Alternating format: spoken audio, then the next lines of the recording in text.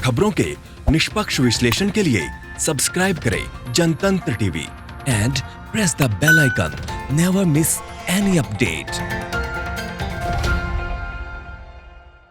नमस्कार, जनतंत्र टीवी देख रहे हैं आप। आपके साथ मैं हूं अंशु पवार। रुक करेंगे इस वक्त की बड़ी खबर का जो आ रही है उत्तर प्रदेश से। आपको बता दें कि आतंकी हमले की सूचना मिली है और वेस्ट उत्तर प्रदेश को हाई अलर्ट पर रखा गया है। मेरठ, मुजफ्फरनगर, शामली में हाई अलर्ट घोषित कर दिया गया है। दिल्ली के बाद अब उत्तर प्रदेश का वेस्ट इलाका भी अब हाई अलर्ट पर रखा गया है। दिल्ली में स्लीपर सेल के छुपे होने की संभावनाएं जताई जा रही है। उत्तर प्रदेश बॉर्डर समेत कई जिलों में चेकिंग अभियान शुरू कर दिया गया है। आईजी प्रवीण कुमार के नेतृत्व में यह पूरा चेकिंग अभियान शुरू किया गया है। जम्मू कश्मीर में सेना लगातार आतंकियों के खिलाफ अभियान चला रही है और इस साल अब तक 100 से ज्यादा आतंकी ढेर किए जा चुके हैं। जानकारी दे दें कि जम्मू कश्मीर के अलावा अब आतंकी दूसरे राज्यों को भी अपना निशाना बनाने में जुट गए हैं। खुफिया सूत्रों से यह जानकारी मिली है कि दिल्ली में आतंकी हमला हो सकता है और अब आतंकियों के निशाने पर वेस्ट उत्तर प्रदेश भी बना हुआ है।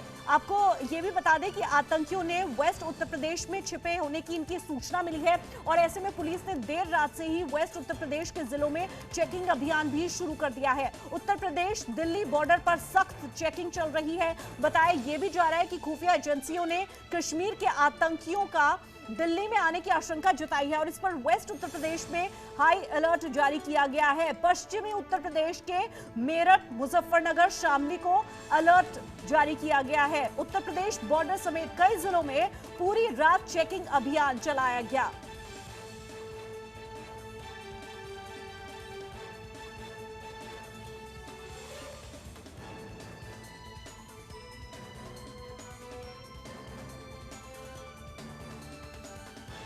तो दिल्ली के बाद उत्तर प्रदेश में भी अब आतंकियों के छिपे होने की सूचना मिल रही है और जानकारी खुफिया एजेंसियों से यह मिल रही है कि मेरठ, मुजफ्फरनगर और शामली में आतंकियों के छिपे होने की आशंका है। दिल्ली में स्लीपर सेल के छुपे होने की संभावना बनी हुई थी। इस तरह की जो जानकारी है वो खुफिया एजेंसियों से मिली है। चलिए आगे बढ़ लेते हैं बात कोरोना की। कोरोना संक्रमण को रोकने के लिए उत्तर प्रदेश सरकार का यह बड़ा फैसला सामने आया है जिसमें उत्तर प्रदेश में शुरू होगा rapid antigen test. Antigen based testing को मुख्यमंत्री योगी आदित्यनाथ ने अपनी मंजूरी भी दे दी है। लखनऊ, कानपुर, प्रयागराज के साथ साथ एनसीआर में होगी एंटीजन टेस्टिंग की शुरुआत। उत्तर प्रदेश में कोरोना संक्रमण से प्रभावित बड़े शहरों में अब एंटीजन टेस्ट से संक्रमण की व्यापकता से इसे पता लगाया जा सकता है और इसे आईसीएमआर ने भी मान्यता दे दी है। बड़े जिलों में आरटीपीसीआर के साथ ये टेस्ट भी किए जाएंगे। एनसीआर के बड़े जिले समेत लखनऊ, कानपुर, वाराणसी, जबकि प्रयागराज और गोरखपुर की अगर बात की जाए तो इन जिलों में एंटीजन टेस्टिंग की जाएगी। कोरोना के मामले जिस तेजी से बढ़ रहे हैं उसके बाद मुख्यमंत्री योगी आदित्यनाथ का यह बड़ा फैसला। आपको ये भी बता दें कि निजी अस्पतालों में इलाज और जांच के लिए पहुंचने वाले मरीजों को इससे राहत मिलेगी। उम्मीद ये भी की जा रही है कि इससे बहुत कम खर्च में जांच हो पाएगी। तो अब rapid antigen test Uttar Pradesh के कई जिलों में होगा।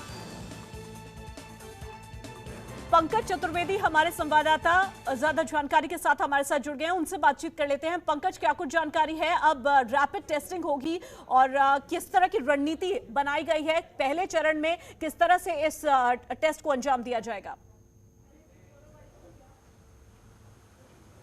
देखिए, उत्तर प्रदेश सरकार पहले ही तय किया है कि कोरोना की जांच ज़्यादा से ज़्यादा की जाए। यही कारण है कि इन दिनों 15,000 एक टारगेट दिया गया था, आने वाले समय में उसको 30,000 किया जाएगा। लेकिन अब सरकार ने निर्णय लिया है जो कोरोना संक्रमित लोग आ रहे हैं उनके चूंकि एक व्यापक स्तर पर जांच की भी बात सामने। दूसरा, जो कोरोना संक्रमित होते हैं उनको और कई सारे रोग होते हैं कुछ लोगों को छोड़ करके, तो इन सब चीज़ों को ध्यान में रखते हुए सरकार ने रैपिड एंटीजन टेस्ट कराने का निर्णय लिया है, जिससे और जो रोग होंगे और कोरोना के साथ साथ और कई जो जांचें हैं वो उसी के साथ हो सकेंगी। इसको एक बड़ा कदम उठाया, खास तौर पर जो बड़े शहर हैं, लखनऊ या कानपुर, प्रयागराज या एनसीआर, मेरठ, उन जिलों में व्यवस्था पहले लागू की जाएगी। साथ ही उत्तर प्रदेश में लखनऊ में खासकर केजीएमयू पहले ही कोरोना हॉस्पिटल था, लेकिन अब 200 बेड अलग से कोरोना हॉस्पिटल केजीएमयू भी बनाने जा रहा है मुख्यमंत्री के निर्देश के बाद। तो व्यापक स्तर पे जांच का जो दायरा है बढ़ाने के साथ साथ हॉस्पिटल हो या फिर और कई चीजें हों,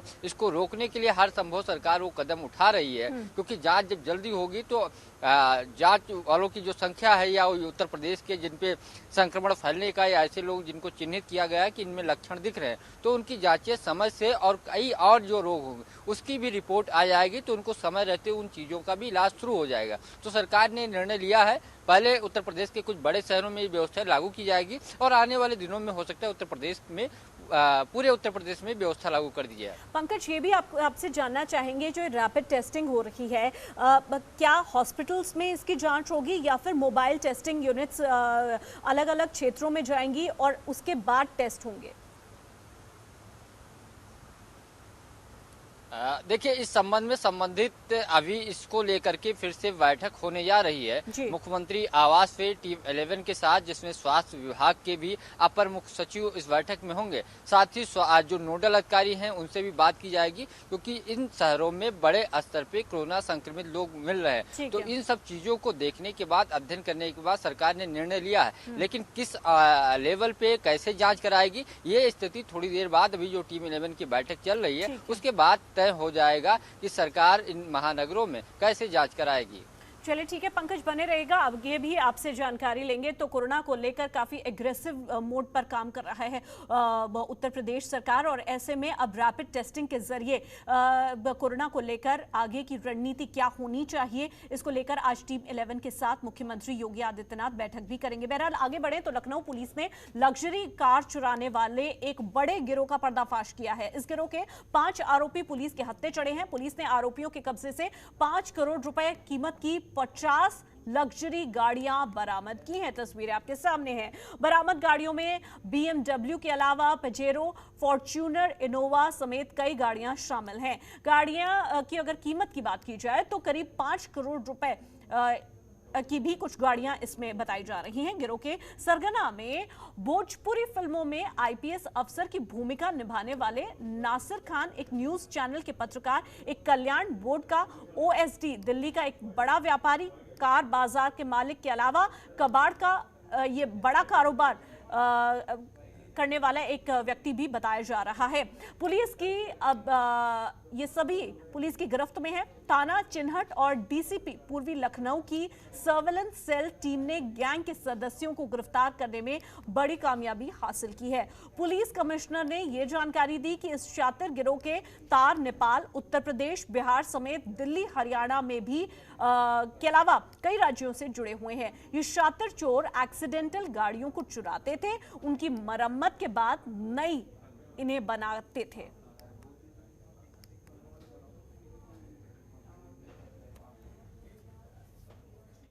ऑफ 950 गाड़ियां रिकवर हुई हैं, जो फॉरेंसिक्स ने जांच की है। ये सभी चोरी की गाड़ियां हैं और हम ट्राई कर रहे हैं कि इनको कनेक्ट करने के लिए कि ये कहां से चोरी हुई और पूरा मोडस ऑपरेंडाई कैसे इन लोगों ने इसको ऑपरेट किया है। ओवर द इयर्स पूरे इंडिया में इस काम को करने के लिए। पंकज चतुर्वेदी हमारे संवाददाता ज्यादा जानकारी के साथ हमारे साथ जुड़े हुए हैं, उनसे बातचीत कर लेते हैं। पंकज, क्या कुछ जानकारी है? हाई प्रोफाइल वाहन चोर का जो गिरोह है उसका पूरा पर्दाफाश हो चुका है, कितने लोगों की गिरफ्तारी हुई है, क्या कुछ जानकारी है? देखिए, गोमती नगर के ACP के नेतृत्व में ये बड़ी कामयाबी लखनऊ कमिश्नरेट पुलिस को हाल लगी है। और यही नहीं, कुछ गाड़ियां बरामद की गई हैं लग्जरी, जो 5 करोड़ के आसपास बताई जा रही हैं, लेकिन अभी 500 से 1000 गाड़ियों की भी लोकेशन टेस्ट हुई है। ये लोग बड़ा नेटवर्क उत्तर प्रदेश, दिल्ली, बिहार के साथ पूरे भारत में इनका बड़े स्तर पर नेटवर्क था, जिसका भंडाफोड़ लखनऊ की कमिश्नरेट पुलिस ने किया है। कल इस संबंध में देर शाम लखनऊ के CP ने प्रेस कॉन्फ्रेंस की, जिसमें कई नाम हुए भोजपुरी फिल्मों में काम करने वाले, इंश्योरेंस कंपनी में शामिल कई लोग इसमें शामिल हैं, चूँकि इंश्योरेंस किया जा रहा है। इसके साथ साथ कई और लोग रेडार पे है, आरटीओ, चूँकि नंबर जो पुरानी गाड़ियाँ लोग चुराते थे, जो कंडम हो जाती थी, उसका नंबर प्रयोग करते थे। तो कहीं ना कहीं इसकी साठगांठ आरटीओ या परिवहन विभाग के भी कुछ नाम आ सकते हैं। उस विषय पे भी पुलिस जांच कर रही है और कई ऐसे नाम हैं जो इनसे पूछताछ के बाद चीज़ें सामने आई है। तो एक बड़ा भंडाफोड़ जो गाड़ियों उठाने का, गाड़ी चोरी करने का सिंडिकेट था, और वो भी बड़ी लग्जरी गाड़ियाँ, चाहे BMW हो या अन्य गाड़ियाँ, उसको लखनऊ पुलिस को कामयाबी मिली है। फिलहाल इन गिरफ्तार जो चोर है, जो एक सिंडिकेट के पूरा मास्टरमाइंड है, उत्तर प्रदेश, बिहार, दिल्ली सहित कई राज्यों में जो फैला हुआ था, पूछताछ इन पूरे मामले में की जा रही है। साथ साथ कई और सबूत हाथ लगे हैं, कई और गाड़ियां भी सामने पूछताछ के दौरान सामने आई है।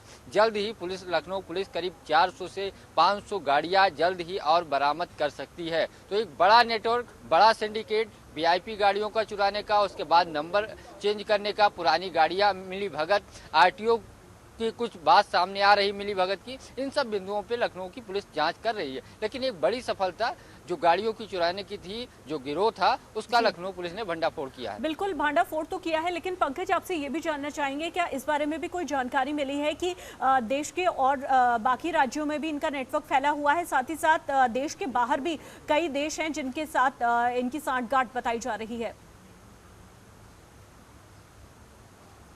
देखिए, कुछ देशों से इनकी बात सामने पुलिस के पूछताछ में आई है। भारत के अलावा बाहर भी इनका नेटवर्क था। इसके साथ साथ दिल्ली, बिहार, उत्तर प्रदेश में इनका व्यापक नेटवर्क था। इसके साथ मुंबई और मध्य प्रदेश से भी पुलिस ने पूछताछ में कुछ अहम सुराग लगे हैं। पुलिस हर बिंदुओं पे जांच कर रही है और इस पूरे मामले में कई और जानकारियां पुलिस के हाथ लगी हैं। जो गाड़ियां बरामद की गई हैं वो तो पुलिस ने बरामद ही की है। आने वाले 1-2 दिन में पुलिस के हाथ और कई सबूत, सुराग हाथ लगे हैं और पुलिस का मानना है 500 से लेकर 1000 गाड़ियां इन लोगों ने उठाई हैं। उसका भी पुलिस ने कुछ जानकारी पुलिस के हाथ लगी है। उन गाड़ियों को भी जल्द बरामद करेगी। एक बड़ा सिंडिकेट देश में ही नहीं, विदेशों में इन लोगों का फैला हुआ था और लखनऊ पुलिस हर बिंदुओं पे, और उसके साथ साथ जिन राज्यों में फैला हुआ था, बिहार, दिल्ली या फिर कहीं उत्तर प्रदेश, उन पुलिस अधिकारियों से भी बातचीत चल रही है इनके नेटवर्क को लेकर के, और जल्द ही और व्यापक पैमाने पे कई और गाड़ियों को लेकर के बात सामने आ सकती है, जो इनका एक व्यापक नेटवर्क था। ठीक है पंकज, आप बने रहिएगा, आगे भी आपसे जानकारी लेंगे। आगे बढ़े तो बात कानपुर की। कानपुर का बालिका संरक्षण गृह कांड सामने आने के बाद बाल संरक्षण आयोग के अध्यक्ष ने सभी जिलों के जिला अधिकारी को चिट्ठी लिखी है और चिट्ठी में कोरोना के प्रति ज्यादा संवेदनशीलता बरतने की बात कही है। कानपुर के जिलाधिकारी से बातचीत कर ज्यादा से ज्यादा बालिकाओं को उनके परिजनों को सुपुर्द करने की बात भी कही गई है।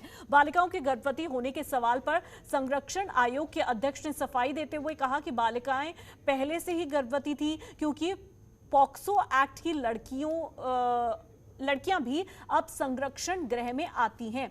जानकारी दे दें कि उत्तर प्रदेश के एक सरकारी बालिका संरक्षण गृह में रहने वाली लड़कियों की कोरोना रिपोर्ट आने के बाद प्रशासन में हड़कंप मच गया। इन लड़कियों में कोरोना संक्रमण की पुष्टि हुई है, लेकिन इससे भी बड़ा खुलासा तब हुआ जब इन लड़कियों के टेस्ट कराए गए तो डॉक्टरों ने जांच में पाया कि 7 लड़कियां इनमें गर्भवती हैं। प्रेग्नेंट होने के बाद साथ ही साथ ये भी जानकारी सामने आई कि एक लड़की HIV पॉजिटिव भी बताई जा रही है। हैरत की बात यह है कि इन 7 गर्भवती महिलाओं में से 5 कोरोना पॉजिटिव हैं।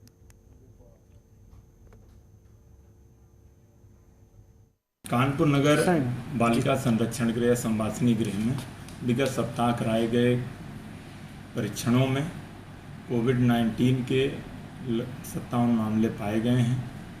इनमें से सभी को कोविड अस्पतालों में भर्ती करा दिया गया है। इन सभी मामलों में 5 ऐसी बालिकाएं पाई गई हैं जो गर्भवती हैं। ये बालिकाएं पॉक्सो एक्ट के तहत विभिन्न जनपदों से CWC के द्वारा उनके आदेश पर इस संवासिनी गृह में संदर्भित की गई थी। ये क्रमशः आगरा, कन्नौज, फिरोजाबाद, एटा और कानपुर नगर के बाल कल्याण समिति या CWC द्वारा संदर्भित मामले रहे हैं जो पहले से गर्भवती थी।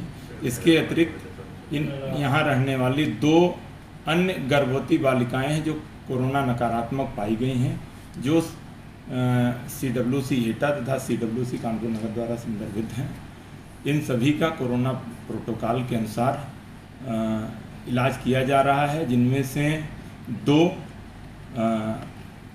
मेडिकल कॉलेज के हाईलाइट अस्पताल में और 3 रामा के आईसीयू विंग में भर्ती हैं और इन सभी को कोविड प्रोटोकॉल के अनुसार पूरी इलाज करते हुए बेहतर से बेहतर सुविधा उपलब्ध कराई जा रही है, जिससे इन्हें जल्दी से रिकवरी।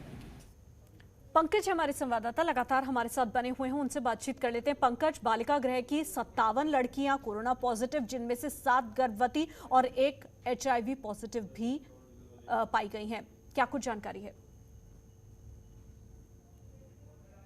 पंकज, आवाज आ रही है? चलिए, संपर्क टूट गया है, लेकिन जिस तरह से कानपुर के बालिका गृह की ये तस्वीरें सामने आई हैं और जानकारी ये मिल रही है कि यहाँ पर 57 लड़कियां कोरोना संक्रमित हैं, जबकि 7 गर्भवती महिलाएं हैं, जिसमें से 5 कोरोना पॉजिटिव पाई गई हैं। और हैरानी वाली बात ये है कि इनमें से एक जो महिला है वो HIV पॉजिटिव भी बताई जा रही है।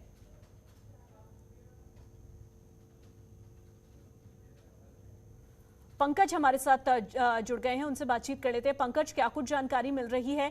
बालिका गृह की 57 जो महिलाएं हैं वो अब पॉजिटिव बताई जा रही हैं, कोरोना से संक्रमित हैं वो। साथ ही साथ एक बड़ा खुलासा ये भी हुआ है कि 7 जो गर्भवती महिलाएं हैं वो भी कोरोना पॉजिटिव हैं और 1 महिला जो है वो HIV पॉजिटिव बताई जा रही है। क्या कुछ डिटेल्स हैं इस पूरे मामले को लेकर? देखिए, तो बालिका संरक्षण गृह में इस पूरा मामला है। 57 अब तक महिलाएं और जो बालिकाएं हैं वो कोरोना पॉजिटिव आई हैं। जांच के दौरान ये भी बातें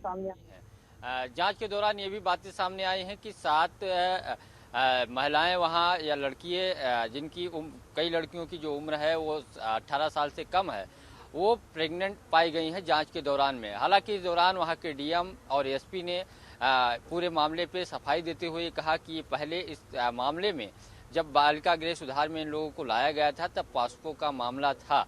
इस मामले को लेकर के देर रात लखनऊ कानपुर के डीएम ब्रह्मदत्त तिवारी के साथ साथ वहां के कमिश्नर सुधीर एम बोबड़े और एसपी ने इस पूरे मामले पे बयान रखा। लेकिन प्रियंका गांधी ने इस पूरे मामले को लेकर के सरकार पे हमला बोला है। बिहार के मुजफ्फरपुर और देवरिया की घटना को जोड़ते हुए इस पे सरकार पर निशाना साधा है। वहीं कांग्रेस आज पूरी घटना की हकीकत जानने के लिए एक प्रतिनिधिमंडल भेज रहा है कानपुर में। हालांकि डीएम और देर रात इस पूरे मामले पे बैठक कानपुर में हुई, पूरी बात मीडिया के सामने रखी गई। उसके साथ साथ चूंकि पहले डीएम बयान दिए थे तो इस बात का जिक्र नहीं किए थे। 1 घंटे के बाद जब मामला तूल पकड़ा, प्रियंका गांधी ने भी पूरे मामले पर ट्वीट किया, तो फिर से प्रेस कॉन्फ्रेंस करके पूरी बात रखी गई। वहां के एसपी ने कहा नजर बनाए रखिएगा पंकज, हम आपसे अपडेट लेंगे। लेकिन अब कांग्रेस भी इस मामले को लेकर काफी दिलचस्प नजर आ रही है और कांग्रेस ने अपनी एक टीम जांच के लिए बालिका गृह में भेजी है। बहरहाल एक छोटे से ब्रेक का वक्त हो गया है, लेकिन कुछ और जरूरी खबरें हैं, दिखाएंगे ब्रेक के बाद। चलिए, आगरा से एक बड़ी खबर सामने आ रही है, जहां एक सड़क हादसा हो गया है। इस हादसे में 1 की मौत हो गई है, जबकि 23 इसमें गंभीर रूप से घायल बताए जा रहे हैं। तो आगरा से ये बड़ी खबर आपको बता रहे हैं कि सड़क हादसा हो गया है, 1 की मौत यहां पर हो गई है, जबकि 23 लोग इसमें घायल बताए जा रहे हैं। सभी घायलों को निजी अस्पताल में भर्ती कराया गया है। डिवाइडर से टकराने के बाद ट्रक बस से जा टकराई, तो ट्रक और बस के बीच ये भिड़ंत हुई है। आगरा लखनऊ एक्सप्रेसवे पर ये तेज रफ्तार का कहर देखने को मिला है। आगरा लखनऊ एक्सप्रेसवे पर भीषण सड़क हादसे की ये तस्वीरें सामने आ रही हैं।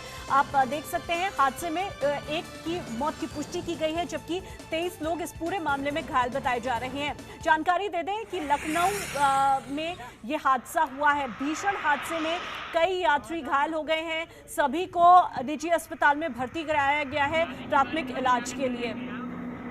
प्रशांत कुलश्रेष्ठ हमारे संवाददाता ज्यादा जानकारी के साथ हमारे साथ जुड़ गए हैं। प्रशांत, क्या वजह बताई जा रही है इस पूरे हादसे की? ट्रक और बस के बीच ये भिड़ंत हुई है क्या? देखिए, प्रथम दृष्टया अगर हम बात करें, पिछले 24 घंटे के अंदर आगरा लखनऊ एक्सप्रेस वे पर ये दूसरा सड़क हादसा हुआ है और इस सड़क हादसे में 1 व्यक्ति की मौत हुई है। मरने वाला व्यक्ति ट्रक चालक है, जबकि बस और जो ट्रक की भीषण भिड़ंत हुई है इसमें 23 सवारियां घायल हुई हैं, जिन्हें आगरा के निजी अस्पताल में भर्ती कराया गया है। निजी अस्पताल में भर्ती कराने के साथ साथ जो प्रथम दृष्टया जांच में सामने आया है कि जो ट्रक था वो रॉन्ग साइड आ रहा था, लखनऊ से आगरा की ओर वो रॉन्ग साइड दौड़ा है और जिसके चलते वो बस से टकराया है और बस टकराने के बाद अनियंत्रित बस जाके पलटी है, क्योंकि बस में 25 जो सवारियां थी जिनमें 2 सवारियां। ठीक है प्रशांत, बहुत शुक्रिया, आपने बहुत महत्वपूर्ण जानकारी दी। तो आगरा में ये सड़क हादसा हुआ है एक्सप्रेसवे पर, आगरा लखनऊ एक्सप्रेसवे से ये तस्वीरें सामने आई थी। हालांकि ये जो ट्रक था वो रॉन्ग साइड आ रहा था और रॉन्ग साइड आते हुए बस में इसने टक्कर मार दी, जिसमें एक की मौत की पुष्टि की गई है, 23 लोग घायल बताए जा रहे हैं। बहरहाल फिलहाल जिस तरह की जानकारी मिल रही है, मुख्यमंत्री योगी आदित्यनाथ अपनी टीम 11 के साथ बैठक कर रहे हैं, तस्वीरें आपके सामने हैं।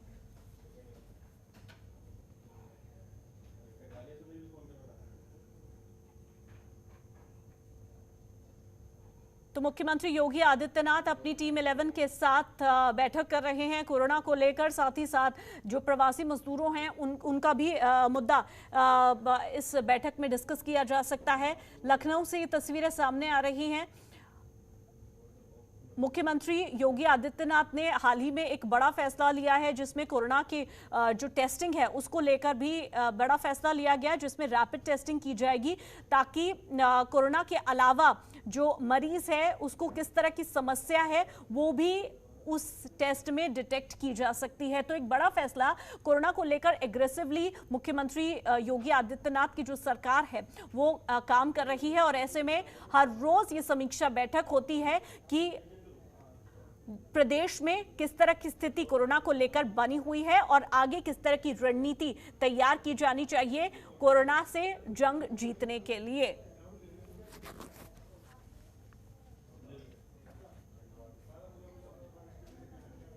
तो लखनऊ से सीधी तस्वीरें आप देख सकते हैं, मुख्यमंत्री योगी आदित्यनाथ अपनी टीम 11 के साथ बैठक करते हुए।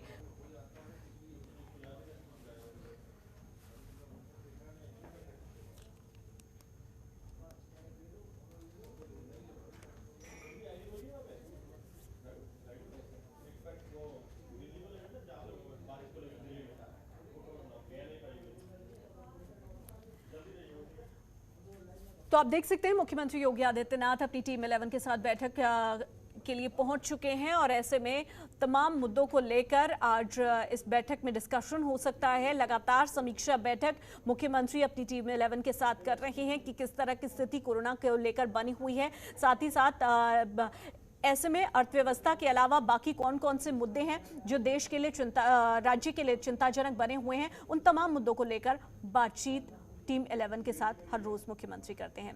बहरहाल बुलेटिन में इतना ही, मुझे दीजिए इजाजत, लेकिन बाकी तमाम बड़ी खबरों के लिए आप देखते रहिए जनतंत्र टीवी। नमस्कार। खबरों के निष्पक्ष विश्लेषण के लिए सब्सक्राइब करें Jantantra TV and press the bell icon. Never miss any update.